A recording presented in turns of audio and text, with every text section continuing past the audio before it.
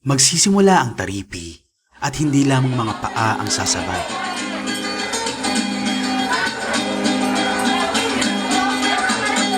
Mga kwento rin ng pagkakaisa at pag-unawa.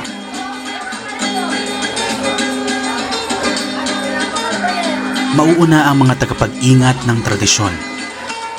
Dala ang mga galaw na minana sa mga naunang salinlahi. Sa bawat hakbang ay may mabubuhay na mga alaala.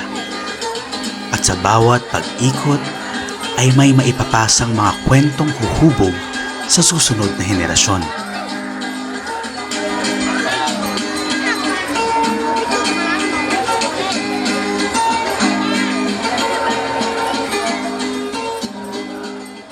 Kasunod nila, makikisabay ang iba pang mga kamay at paa. Mga taong magmumula sa iba't ibang landas, ngunit pagtatagpuin ng iisang musika.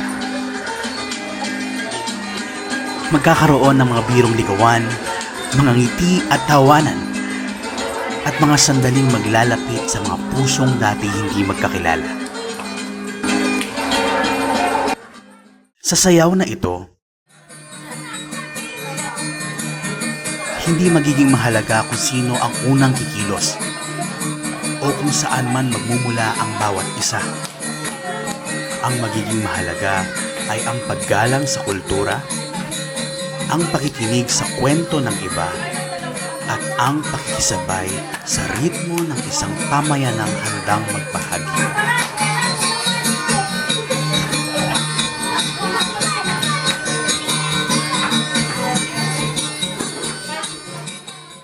Sapagkat ang taripi ay higit pa sa sayaw.